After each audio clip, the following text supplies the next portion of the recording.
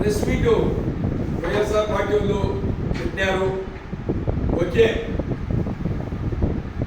ఎమ్మెల్యేకు చెప్పిన దానికి ఎమ్మెల్యే అంత స్థాయి లేదని చెప్పారు, వాస్తవమే. ఎమ్మెల్యేకు ఏ స్థాయి ఉంది చెప్పండి? ఎమ్మెల్యేకు ఏ స్థాయి ఉండేది? 2004లో కాంగ్రెస్ ప్రభుత్వం ఉన్నప్పుడు జిల్లా ప్రధాన కార్యదర్శి నేను. అంటే ఎమ్మెల్యేకు ఏ హోదా లేదు అప్పటికి. అంటే ఎమ్మెల్యే కన్నా 2004లో హోదా కలిగినని పార్టీ తరఫున. అది ఒకటైందా?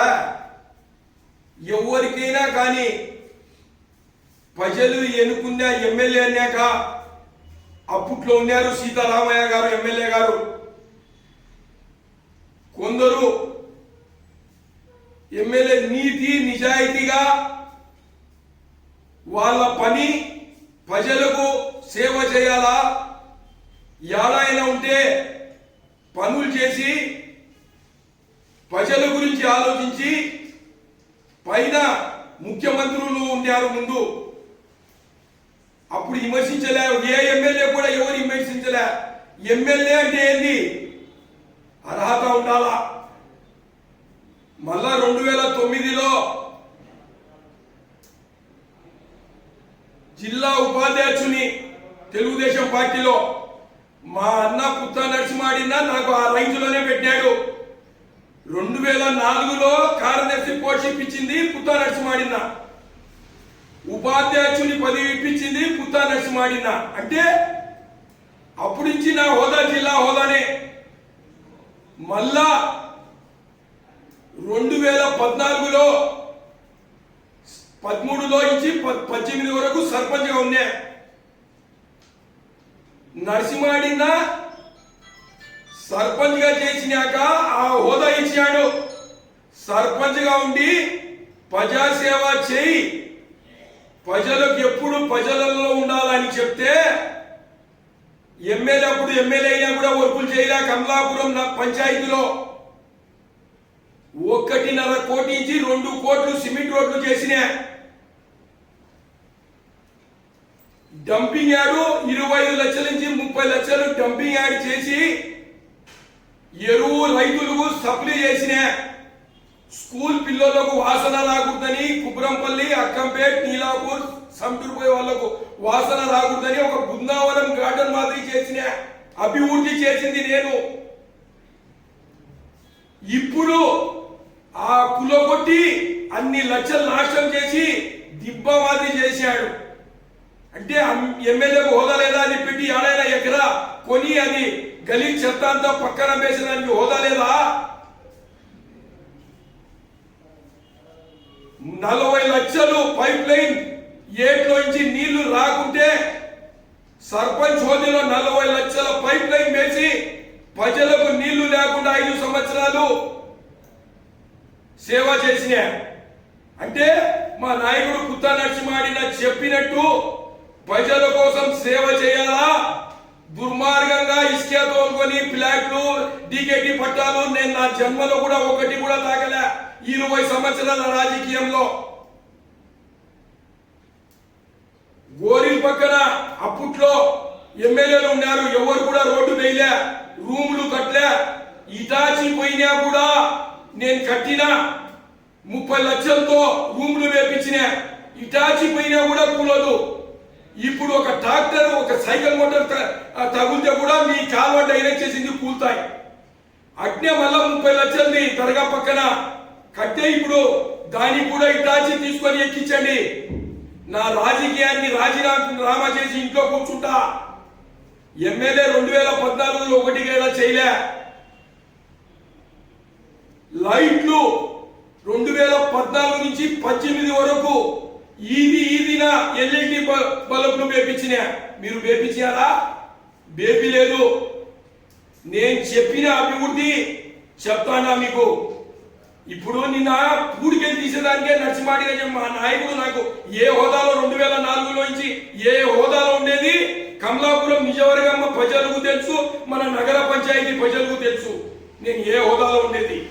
మీరు ఏ హోదాలో ఉండేది? నేను రాజకీయంలో 2004 లేనప్పుడు మీరు లేరు రాజకీయంలో, మీ ఎమ్మెల్యేనే లేడు. నాకు విమర్శించే స్థాయి ఇది కాదు.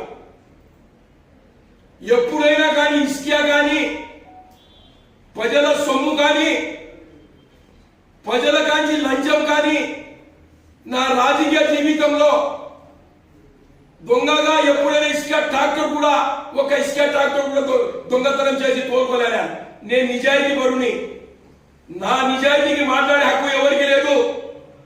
20 సంవత్సరాల రాజకీయ జీవితంలో పుత్తా నరసింహాడి నాకు చెప్పినట్టు ఏ పని అయినా సాధించిన 600-700 పింఛన్లు ఇప్పించిన నా సర్పంచ్ గిరిలో, 450 ఇళ్ల స్థలాలు ఇప్పించిన నా సర్పంచ్ గిరిలో. నాకు అంత హోదా ఇచ్చాడు మా నాయకుడు. బిల్డింగ్లు ఇప్పించిన 400-500 బిల్డింగ్ ఇచ్చిన సర్పంచ్ హోదాలో ఉండి, ఎమ్మెల్యే హోదాలో ఉండి, వాళ్ళ మేనల్లుడు సీఎం గా ఉండి అభివృద్ధి చేయడంలో దానికి లేదు నిల్లు. మీరు చెప్పుకునేదంతా బోకేస్. ఈ భాష చెప్తాడు, ఒక్కసారి చెప్తే 100 సార్లు చెప్పినట్టే. ఎందుకంటే నీతిగా ఎవరి లెక్క కూడా తాకకుండా, ఒక దొంగతనంగా ఇసుక తోలకుండా నీతిగా బతికిన 20 సంవత్సరాల రాజకీయ జీవితంలో ప్రజలంతా ఇబ్బంది పడతాంటే రైల్వే గేట్ కింద నుంచి ఆటోలు, సైకిల్ మోటార్లు నా తిరిగిలోనే ప్రజలకు ఇబ్బంది లేకుండా చేసిన నేను చేసిన అభివృద్ధి ఎమ్మెల్యే అయినాక వాళ్ళ అల్లుడు ముఖ్యమంత్రి అయినాక చేసింది అది చిన్న పని. అది కాక నేను సర్పంచ్ గా ఉన్నప్పుడు చేసిన అభివృద్ధి డ్రైనేజ్ కు నేను సర్పంచ్ అయితేనే సీఎం గారు ఇప్పుడు ప్రెసిడెంట్ గా ఉండే నారా చంద్రబాబు నాయుడు గారు 28 కోట్ల డ్రైనేజ్ చేసే మీ స్వార్థం కోసం, మీ ప్రయోజనాల కోసం, మీ లెక్క కోసం డ్రైనేజ్ కాళ్ళతో అట్లా అంటే పడిపోతాంది. మీరు అది పనిచేసే మా ఫిరిట్ లో వచ్చిన లెక్కకు చేసినది కూడా కలిపి ఎమ్మెల్యే గారు చేశారంటారు. పాలిటిక్ కాలేజ్ పుత్తా నరసింహాడి గారు తెచ్చిన పని చేసే మూమెంట్ లో దుర్మార్గమైన ప్రభుత్వం వచ్చింది. వచ్చినాక ఈ విషయాలన్నీ చెప్తారు. ఎప్పుడుకైనా కూడా నీతిగా నిజాయితీగా మా నాయకుడు చెప్పినట్టు ఎప్పుడైనా కానీ నీతిగానే చేసినా తప్ప ఒకరి కాడ ఒక సెట్టు స్థలం కూడా గవర్నమెంట్ ది ఫురుప్ చేసే రాజీనామా చేస్తానే. మీ మాదిరి దొంగ ఇసుక తోలుకోవడంలే, నాసిరకం పనులు చేయడంలే. అది భాష కథ. నా స్థాయి ఎప్పటికైనా 2004లో నుంచి ఎమ్మెల్యే కూడా లేదు స్థాయి. అప్పట్లోనే జిల్లా ప్రధాని కార్యదర్శి, ఇప్పుడు ప్రజెంట్ జిల్లా మైనార్టీ అధ్యక్షుడు. అంటే 7 నిజవర్గాలకి అధిపతి పార్టీ నాకు కల్పించిన పిల్ల. అర్థమైందా ఈ భాషని? ఎప్పుడుకైనా 20 సంవత్సరాల రాజకీయంలో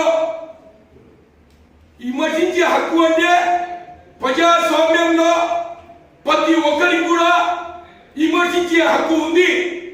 ఎందుకు 16 నెలలు జైలు పోయాడు సీఎం గా ఉండి. నీలం సంజయ్ రెడ్డి గారు, విజయభాస్కర్ రెడ్డి గారు, ఎన్ రామారావు గారు ఎవరైనా జైలుకు పోయినారా? మీ సీఎం ఎందుకు పోయినాడు? ప్రజలలో దిగజారితనం కదా. మాట్లాడకంటే స్వాతంత్రం వచ్చింది ఎందుకు? ఎవరికైనా మాట్లాడే హక్కు ఉంది. ఏ స్థాయి ఎమ్మెల్యేది 2004 నుంచి నా స్థాయి నాకంతా నా స్థాయి కమలాపురం ప్రజలకు, నగర పంచాయతీలకు నేను ఎక్కడో నీకు తెలుసు. మీరు నా స్థాయి గురించి మాట్లాడాల్సిన అవసరం లేదు. నేను మీ పేర్లు కూడా ఎత్తాను. నా స్థాయి కాదు కదా.